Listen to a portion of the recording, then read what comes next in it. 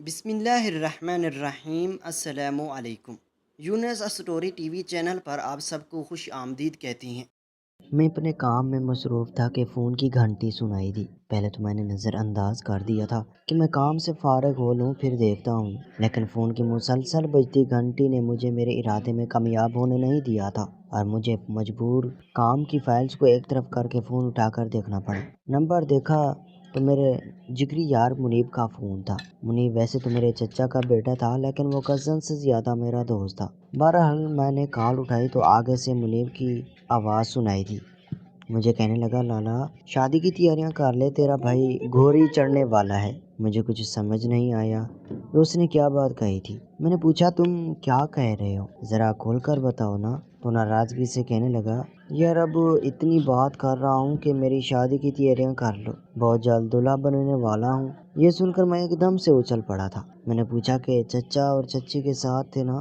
دراصل منیب کسی لڑکی کو پسند کرتا تھا، وہ لڑکی ذات کی نہیں تھی، اس لیے چچا کے اس کی شادی وہاں کرنے سے صاف انکار کر دیا تھا۔ منیب پچھلے 2 سالوں سے انہیں منانے کی کوشش کر رہا تھا اور میں ہر بار اس سے یہی کہتا تھا کہ وہ کبھی نہیں مانیں گے، کیونکہ ہمارے خاندان میں آج تک نہیں ہوا تھا کہ ذات برابری سے باہر شادی کی جائے، اور ہمارے بڑے اس معاملے میں بہت سخت تھے۔ یہی وجہ تھی کہ میں نے تو منیب کی شادی کے قصے چھوڑ ہی دیے تھے، لیکن اب اچانک اس کا فون آ کر یہ خوشخبری سنانا میرے لیے باعث حیرت تھی۔ میں اپنے کام کی مصروفیات کی وجہ سے پچھلے کئی دنوں سے اس سے رابطے میں نہیں تھا، اس لیے مجھے بہت حیرانی ہو رہی تھی کہ اس نے کیسے یہ سب کیا تھا۔ تو ہنس کر کہنے لگا، بس چھوڑ دو جیسے بھی کیا، لیکن پھر میرے اصرار پر مجھے بتانے لگا کہ میں نے انہیں مرنے کی دھمکی دی تھی، اگر آپ لوگوں نے میری شادی وہیں نہ کروائی تو میں اپنی جان دے دوں گا۔ گھر والوں کو دکھانے کے لیے میں نے 2-4 نیند کی گولیاں بھی کھا لی تھی، بس وہ ڈر گئے تھے اور انہوں نے ہاں کر دی۔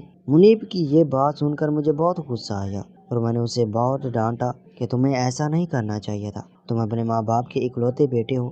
مرنے کی بات سن کر وہ کانپ گئے ہوں گے۔ وہ خاندان بھر کا لاڈلا تھا، اس لیے سبھی دوستوں اور رشتہ داروں کو اس کی شادی کی بہت خوشی تھی۔ سب سے زیادہ وہ خود بہت خوش تھا، اور خوش کیوں نہ ہوتا، اپنے والدین سے پہلے لڑکی کی والدین کو راضی کرنا جان جوکھم کا کام تھا۔ لیکن منیب نے اپنی محبت پانے کے لیے وہ کام بھی بڑی جان پشانی سے کیا تھا۔ جس لڑکی کو وہ پسند کرتا تھا اس کا نام خدیجہ تھا۔ خدیجہ اس کی کلاس فیلو تھی اور اس کا تعلق جٹ برادری سے تھا۔ جب دونوں ایک دوسرے کو پسند کرنے لگے تھے تو مائیں نے ان دونوں کو یہی سمجھانے کی کوشش کی تھی کہ ابھی بھی وقت ہے، اپنے اپنے راستے کو واپس پلٹ جاؤ، کیونکہ تم دونوں کے گھر والے ہی نہیں مانیں گے۔ پڑھائی مکمل کرنے کے بعد خدیجہ نے اپنے گھر میں بات کی تو وہی ہوا جس کا مجھے ڈر تھا۔ اس کے گھر والوں نے اسے گھر بٹھا لیا اور اس کا باہر نکلنا ہی بند کر دیا۔ اس لیے منیب وہ خدیجہ کے گھر چلا گیا تھا، اکیلا اس کا رشتہ مانگنے کے لیے۔ جب تک مجھے خدیجہ نے فون کر کے بتایا تب تک اس کے ابا منیب پر پستول رکھ چکے تھے۔ میں بھاگا فوراً پہنچا تو یہ منظر دیکھ کر میرے تو ہوش ہی اڑ گئے تھے۔ جب اس دیوانے کو تو جیسے کوئی احساس ہی نہیں تھا، وہ سینہ تان کر کھڑا تھا۔ اس کے ابا سے کہنے لگا کہ آپ بے شک مجھے گولی مار دیں، مگر میں آپ کی ہاں سننے بغیر یہاں سے نہیں جاؤں گا۔ اس کے باپ نے منیب کو بہت مارا۔ میں بہت مشکلوں سے اس کو لے کر اپنے ساتھ آ گیا تھا۔ میں اس پر بہت گرجا برسا کہ تمہیں یوں ہیرو پن دکھانے کی کیا ضرورت تھی، اگر وہ تم پر گولی چلا دیتے تو کیا ہوتا۔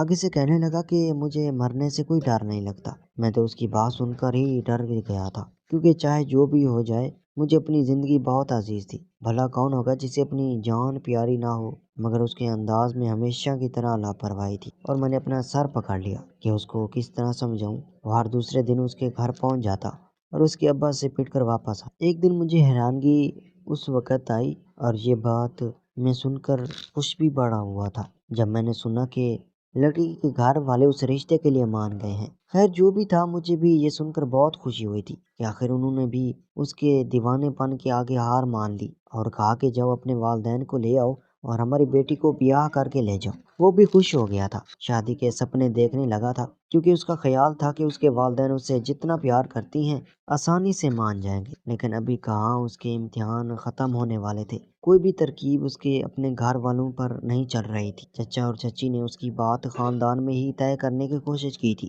مگر وہ اپنی ضد پر اڑا رہا تھا کہ شادی کروں گا تو صرف اسی لڑکی سے ہی کروں گا، ورنہ میں مر جاؤں گا۔ مگر شادی نہیں کروں گا۔ اس نے ہمت نہیں ہاری اور آخر کار اپنے والدین کو اس شادی کے لیے منا کر ہی دم لیا۔ والدین نے بھی آخر کار بیٹے کی ضد کے آگے اپنی خوشی قربان کر دی تھی، اور آخر کار وہ ان کا ایک ہی بیٹا تھا، اس سے کچھ ہو جاتا تو ان کی دنیا ہی اڑ جاتی۔ لہٰذا چچا نے شادی کے انتظامات اتنے زبردست اور اعلیٰ کیے کہ پورے خاندان نے دانتوں تلے انگلیاں دبا دی۔ میں اس کو دلہا بننے دیکھ کر ہی دل میں اس کی خوشیوں کی دائمی دعا مانگ رہا تھا کہ آنے والا وقت میرے دوست کی زندگی میں خوشیوں کی بہار لے کر آئے گا۔ چچا اور چچی اپنے بیٹے کی خوشی دیکھ کر پھولے نہیں سما رہے تھے، اور چچی تو بار بار اس کی نظر اتارے جا رہی تھی کیونکہ وہ پیارا ہی اتنا لگ رہا تھا۔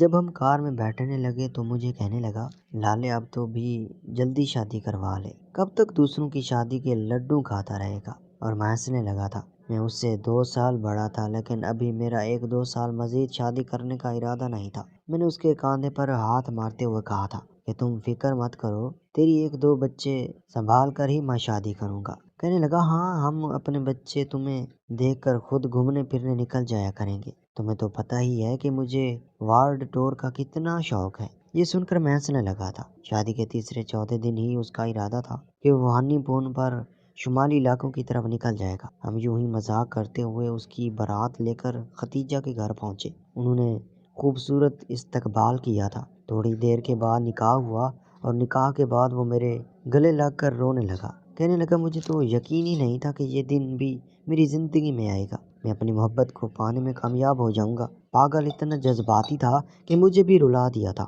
خیر، نکاح کے بعد واپسی کی تیز تیاریاں شروع ہو چکی تھی۔ مجھے کہنے لگا، میں اپنی کار خود ہی چلاؤں گا اور صرف اپنی بیوی کو ساتھ لے کر جاؤں گا۔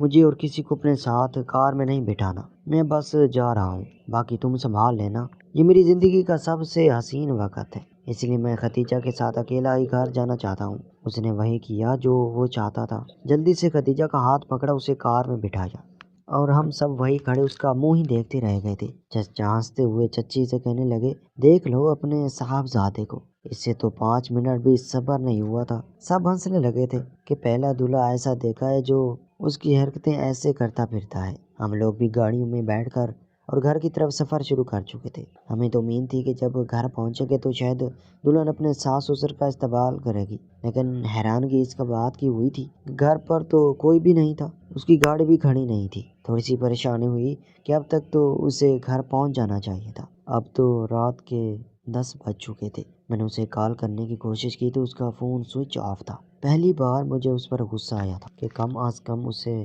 اپنا فون تو اپنے پاس رکھنا چاہیے تھا۔ چچی مجھے کہنے لگی کہ ختیجہ کے نمبر پر کال کرو، تو مجھے یاد آیا تھا کہ ختیجہ کا تو نمبر اس کی بہن کے پاس ہوگا، کیونکہ منیب نے منہ دکھائی کے تحفے کے طور پر اس کے لیے آئی فون خریدا تھا، اس لیے اس نے ختیجہ کو اپنا پرانا فون ساتھ لانے سے منع کر دیا تھا۔ ہم سب کو بہت بے چینی لگی ہوئی تھی کہ وہ کہاں پر رہ گئے تھے، اب تک واپس کیوں نہیں آئے تھے۔ 1 گھنٹہ مزید گزر گیا تھا۔ اب تو پریشانی حد سے زیادہ بڑھ گئی تھی، اور اس کا نمبر بھی مسلسل بند جا رہا تھا۔ میں اور چچا گھر سے باہر نکلے اور خود جا کر اسے تلاش کرتے رہے۔ اسی وقت چچا کے نمبر پر کسی کی کال آئی تھی۔ بات کرتے ہوئے کہنے لگے، جی ہاں میں رفیق بول رہا ہوں، اور پھر ایک دم ان کے ہاتھ سے فون چھوٹتے بچا تھا۔ میں نے ان کے چہرے کے رنگ سفید پڑتے دیکھے، ان سے تو بولا ہی نہیں جا رہا تھا، وہ تو جیسے ڈھیلے پڑ گئے ہوں۔ میں نے ان کے ہاتھ سے فون پکڑا اور خود بات سنی تو یہ خبر میرے اوپر بھی ایٹم بن کر گر گئی تھی۔ مخاطب ایک پولیس والا تھا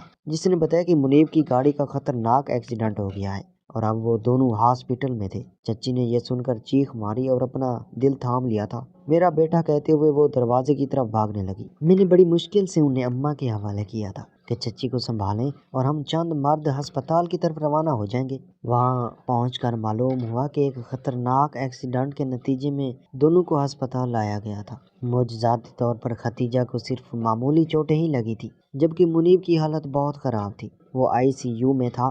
خدیجہ نے ہی ہوش میں آ کر منیب کے موبائل سے ان کے بابا کا نمبر نکال کر پولیس کو دیا تھا۔ تھوڑی دیر میں اس کی گھر والے وہاں پر آ چکے تھے۔ میں جلدی سے بھاگتا ہوا ICU کے دروازے پر آیا، تب اپنے یار کی حالت دیکھ کر میرا جو حال ہوا وہ لفظوں میں بیان کرنے سے قاصر ہوں۔ مجھے یوں لگا کسی نے میرے جسم پر آرا چلا دیا ہو۔ دلہے کے لباس میں موجود وہ خون سے لتھڑا ہوا تھا۔ میرا منیب تو نہیں ہو سکتا تھا۔ اسی وقت چچا بھی آ گئے تھے۔ اپنے بیٹے کو اس حال میں دیکھ کر ان کے آنسو آ گئے تھے۔ میں نے ان کو چپ کروایا۔ میں نے کہا کہ آپ اپنے بیٹے کے لیے دعا کریں، وہ بہت جلد ٹھیک ہو جائے گا۔ مجھے سمجھ میں نہیں آ رہا تھا کہ منیب کا ایکسیڈنٹ ہوا کیسے۔ اگرچہ وہ بہت جذباتی سا نوجوان تھا، لیکن وہ ہمیشہ احتیاط سے ہی ڈرائیونگ کرتا تھا۔ آج تک کبھی تیز رفتاری کی وجہ سے اس کا چلان تک نہیں ہوا تھا۔ اب اپنی زندگی کے اتنے اہم دن پر وہ بے احتیاطی کیسے کر سکتا تھا؟ میں نے یہی سب سوچا۔ خدیجہ کے پاس گیا اور اسے پوچھا کہ یہ سب کیسے ہوا۔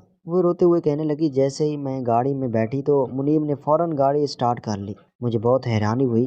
میں نے کہا، ابھی تو ہماری گاڑی میں اور بھی لوگ بیٹھیں گے۔ تو ہنستے ہوئے کہنے لگا، نہیں، اس گاڑی میں صرف تم اور ہم جائیں گے۔ میں یہ راستہ صرف تمہارے ساتھ ہی کاٹنا چاہتا ہوں۔ آج میں بہت آرام سے یہ ڈرائیونگ کروں گا اور ہم لمبے راستے سے گھر کی طرف جائیں گے تاکہ ہمارا یہ سفر طویل ہو جائے۔ میرے منع کرنے کے باوجود بھی منیب نے گاڑی اس راستے کی طرف موڑ لی جہاں پر اتنا رش نہیں ہوا تھا۔ میں اس کی گاڑی کی ایسا رفتار پر ناراض ہو کر کہنے لگی، ایسے تو ہم رات تک بھی گھر نہیں پہنچ پائیں گے۔ تم سے اچھی ڈرائیونگ تو میں کر لیتی ہوں۔ مجھے تنگ کرنے کے لیے اس نے ایک دم ہی گاڑی کی سپیڈ تیز کر دی اور ایک موڑ میں درخت تھا، اس پیڑ کے درمیانی حصے میں جا لگی۔ میں تو ایک سائڈ پر ہو گئی تھی، کیونکہ جب میں نے پیڑ دیکھا، وہ پیڑ نہیں دیکھ رہا تھا، کیونکہ اس وقت وہ میری طرف ہی دیکھ رہا تھا۔ جب مجھے پتہ چلا تو میں نے منیب کہہ کر پکارا تھا۔ اس کو دیکھنے میں دیر لگ گئی اور میں پچھلی 2 سیٹوں میں آ گری تھی۔ میں بچ گئی تھی، اس لیے آگے کا حصہ کباڑی کی طرح کباڑ ہو گیا تھا، کچھ بھی نہیں بچا تھا۔ منیب خون و خون ہو گیا تھا۔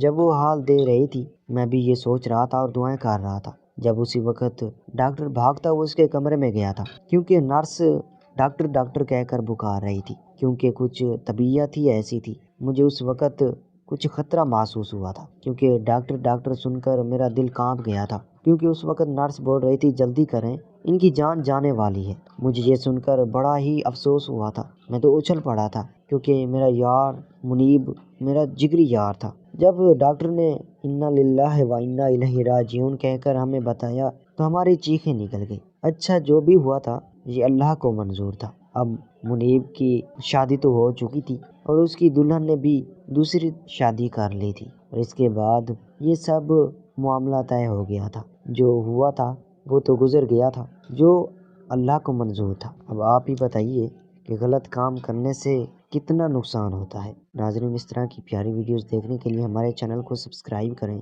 شکریہ۔